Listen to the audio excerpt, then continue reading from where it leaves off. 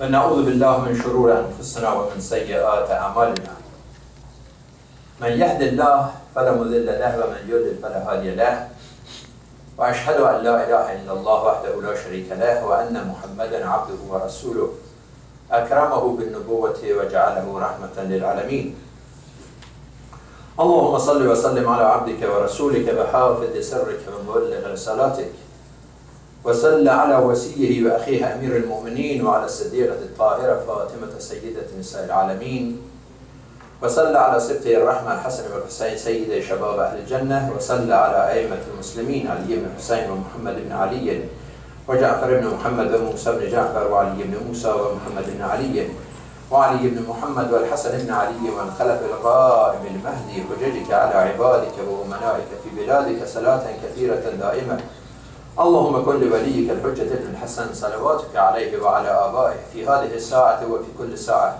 وليا وحافظا وقائدا وناصرا ودليلا وعينا حتى تسكنه أرضك توابا تمتعه فيها طويلا برحمتك يا أرحم الراحمين وصلى الله على محمد وآله الطاهرين. اللهم صل على محمد وآل محمد. I'd like to say welcome to our brothers and sisters from interfaith, from Christian community among us. And we'll continue the discussion of last week. It was one of the moral principles called at-tadhiyah, sacrifice. And today in the Arabic sermon also I focus on this subject. Sacrifice for people who replace pleasure with pain in their life to establish peace, to establish justice, to establish prosperity for humanity. And despite of all the problems in this world, still there are so many people of sacrifice. You heard about this Dr. Omar Khan, who was an example of leading the fight against Ebola. This disease started in Africa and he was in Sri Lanka. He knew that his life would be at risk, but still he continued his fight against this disease till he died himself. It just happened last week. There are so many examples of people of good conscience, even ordinary people. When Red Cross calls us for blood donation, and we know that this is a serious need in the hospitals. A lot of people may die just because short of blood. So many women die at the time of delivery because of the same complication. So those who are able to provide safe blood to save souls, this is a simple sign of sacrifice that many of us are able to do that. There are so many people in Iran. I heard that even the artists, people of cinema, they were in long lines to donate their blood for people in Gaza and other needy people. The Quran tells us, "Jahidu bi'amwalikum wa anfusikum." Sacrifice with your property, with your money, and also more than that, if necessary, to give up your life for truth, for moral principles, for freedom, for justice. Just at the last Friday of Ramadan in Nigeria, this Sheikh Ibrahim Zakzaki, he sent all of his 3 sons to demonstrate on the day of Quds.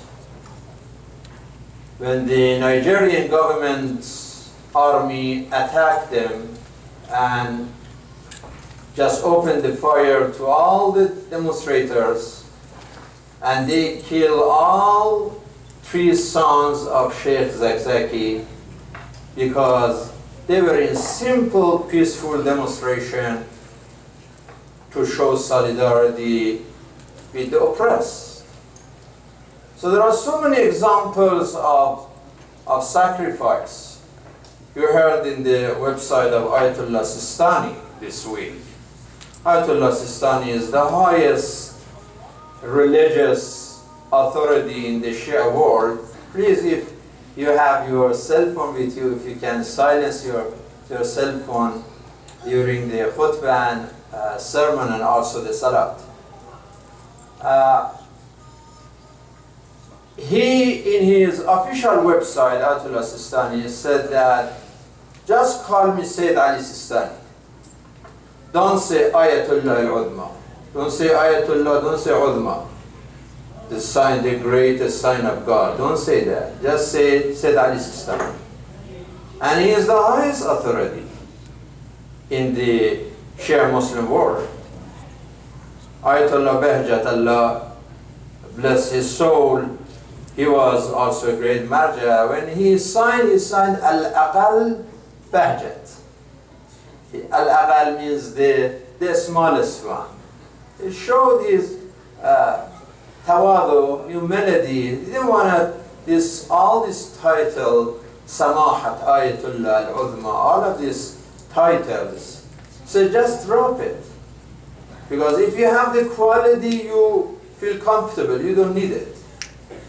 But if you don't, then you think that through the title you want to establish your authority, and that is not helpful. So we have sacrifice as a great moral principle, brother and sister. And the other side of sacrifice, of course, is selfishness and greed and oppression. And I'd like to talk about this issue. Oppression is the opposite of sacrifice. Sacrifice is that you sacrifice for somebody else. Oppression is that you sacrifice somebody else for yourself. It's the opposite. I was looking at the Holy Quran and I found that there are 290 times that God talks about the evil of oppression. Zulm, zalim, zalimin, zalimun. Why is it that in one book, 290 times, the Lord stands against injustice and oppression? 290 times. Remember, almost 300 times. إِنَّ اللَّهَ لَا يَظْلِمُ مِثْقَالَ ذَرَّةٍ. He starts from himself, that he does not oppress anyone, even at the weight of an atom. There is nothing smaller than atom. And he said he does not exercise even that much injustice to anyone. وَاللَّهُ لَا يُحِبُّ الظَّالِمِينَ. He does not love the oppressors. Although God is loving, and compassionate and merciful, but still he doesn't love the oppressors. إِنَّهُ لَا يُفْلِحُ الظَّالِمُونَ. Because the ظالمون, the oppressors, cannot succeed. There is no salvation for the oppressors. Another verse says, لَا تَظْلِمُونَ وَلَا تُظْلَمُونَ. Don't be oppressor and don't be oppressed. Neither of them is good. And then we have in the statements of the Holy Prophet and Amir Mulk al-Kalam, Amir al-Mu'minin alayhi salam, that لَا تَظْلِمْ كَمَا لَا تُحِبَّ أَن تُظْلَمْ. You don't want to be oppressed, so don't oppress somebody else. If somebody hurt you, you don't like it, so don't hurt. إِيَّاكُمْ وَالظُّلْمَ فَإِنَّ الظُّلْمَ فِي الدُّنْيَا هُوَ الظُّلُمَاتِ يَوْمَ الْقِيَامَةِ. The oppression in this world turned to be a total darkness on the day of resurrection. You can't see anything. And then in another statement, Imam Ali said, "Wallahi la watitu al-aqalim as-sab'a bima tahta aflakaha. ألا أن عصى الله في نملة أسلبها جلب شعيرة ما فعلته." Subhanallah. He is saying, if they give me the entire universe to oppress an ant, to deprive an ant from its food, I swear by God, I won't do that. The whole universe is not worth of doing oppression to an ant. This is what Imam Ali says. When he was making his wasiyah, he said, "Kuna lidhalimi khasman wa limadlumi awna." The enemies of the oppressors and helper of the oppressed. And we have to start this, brothers and sisters, from our family. If you are husband, if you are wife, or parents, your children, be fair to one another. If husband is oppressive to his wife, or wife oppressive to husband, parents oppressive to kids, and kids oppressive to their parents, neighbors, companies, customers, teachers, students, in any situation, you are selling, you are buying, all be fairness and justice. And then there is another verse that the worst oppressors, who are the worst zalimin? The one who is the ugliest in oppression. It says, وَمَنْ أَظْلَمُ مِمَّنْ افْتَرَى عَلَى اللَّهِ الْكَذِبَ. Those who lie in the name of God are the worst oppressors. They lie, they deceive, they destroy. Why they do it in the name of religion? That's the worst oppression. They do it in the name of Judaism. They do it in the name of Islam. Doesn't matter. You want to call it Jewish state or you want to call it Islamic state, the same. Then 12,000 people in a matter of 4 weeks were killed or wounded in Gaza. Majority of them are civilians. I saw a report on BBC showing those kids, these little girls. The entire family destroyed, but only one girl survived. But she is paralyzed now. And she has to go through this life till the end. If she's 5, 6, 7 years old, and if she survives, the body from the neck is paralyzed, cannot move. For another 50, 60, 70 years, this girl, this boy, must live with this torture and suffering. Then what is the reaction of United Nations, United Kingdom, United States? All are united, but in many times united against justice. You see, in the political war, in one night, if the politicians won, President Obama, other European countries can get together and impose sanctions against Russia under the excuse that Russia is helping the rebels, not fighting, Ukraine directly, but helping the rebels. Then they solve all the sanctions against Russia. Simple. But then they see the scene of human tragedy for 4 weeks, 12,000 people out of 1.7 is just like the population of Detroit. If you hear that 12,000 people were killed or wounded in Detroit in less than a month, that is what happened in Gaza. Well, they say it's not acceptable, it's not justifiable, it's shameful, it's heartbreaking. They say all of these things. The United Nations says it, the President says it, State Department says it, the White House says it.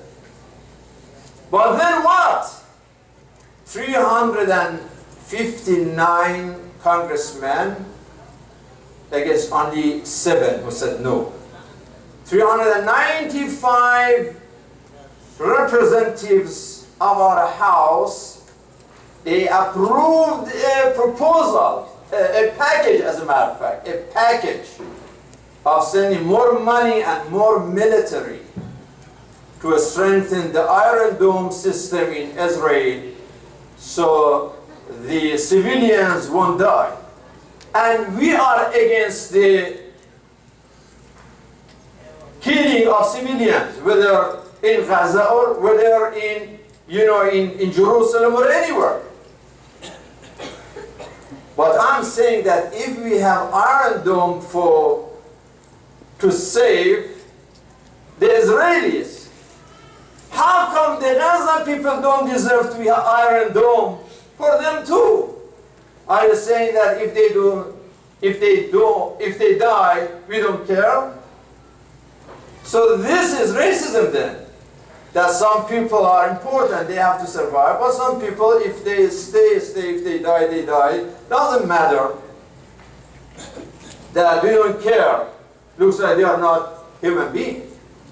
Sometimes I think that if we didn't have a great constitution in this country, if we didn't have people, representative like Ron Paul or Dennis Kucinich, that unfortunately they are not in the Congress anymore till last year, then really we didn't have any blessing in this country. I think Allah is still blessing this land because of so many positive things, so many good people.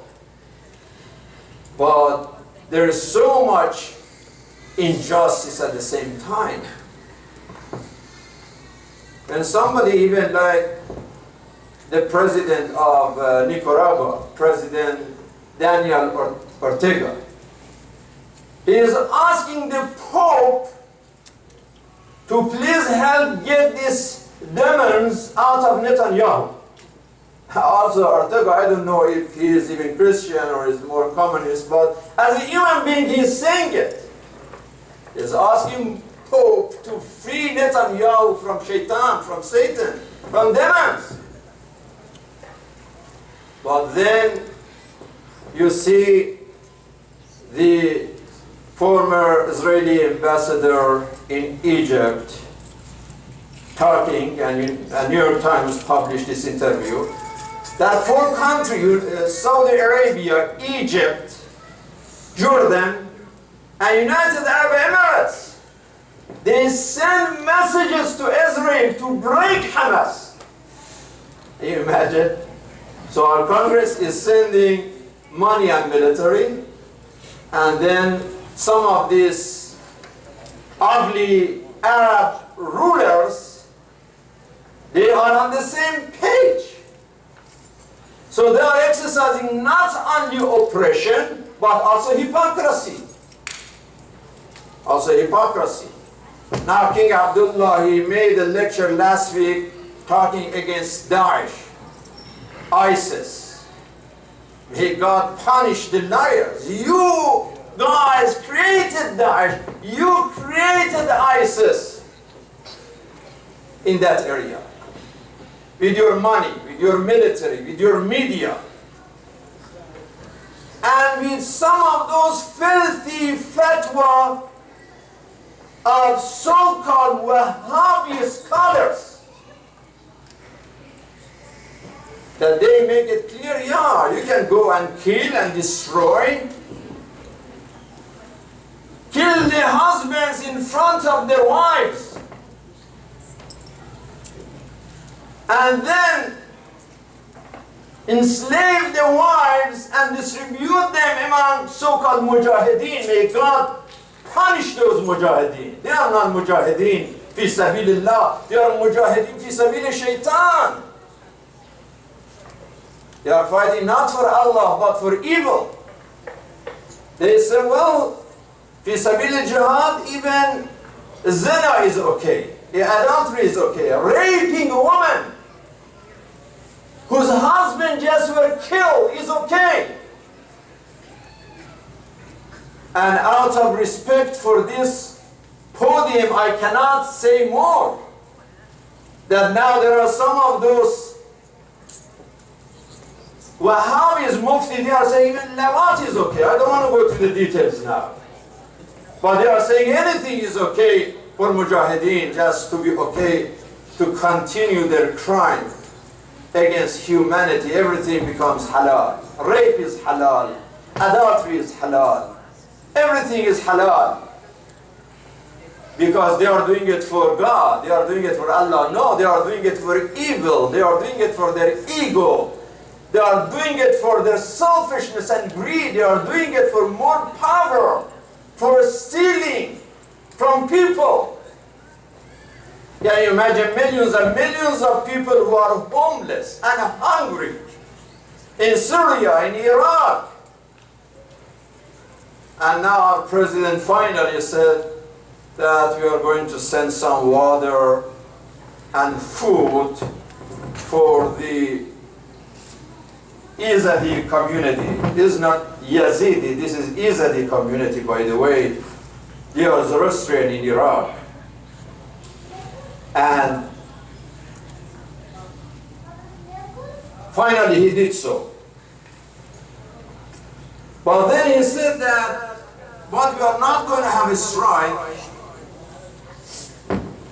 except our interest requires. That means so far all ISIS did is not against our interest, we don't care. But if they approach Erbil in Kurdistan, then we have to care about our interests. And then we may have strike on them. Sallu ala Muhammad wa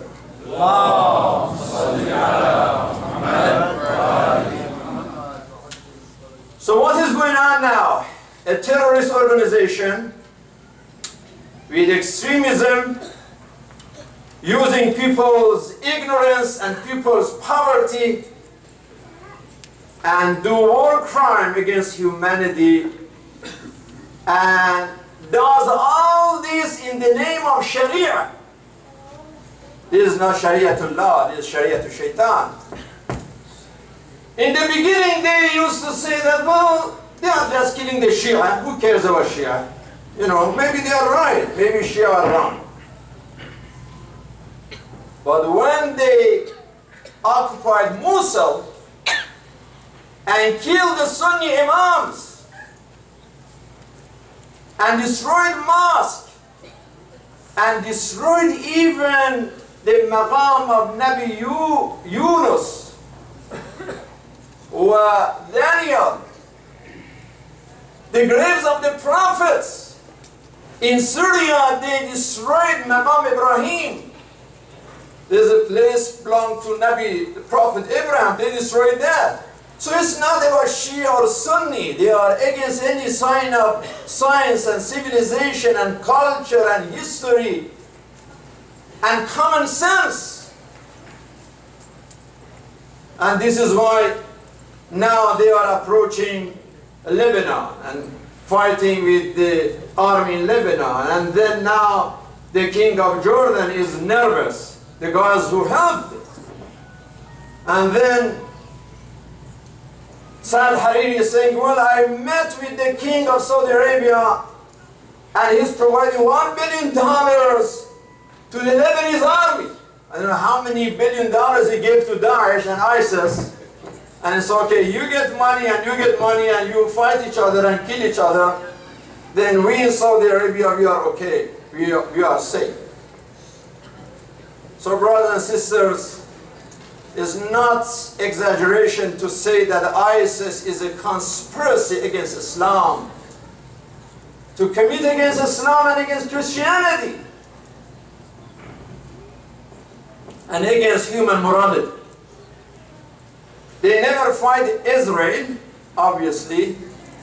They are saying that, well, in Gaza there is no Islamic state, so we don't care. If there is Hamas or is Jihad Islami or Netanyahu, doesn't matter. They are not Islamic in either way, in any way.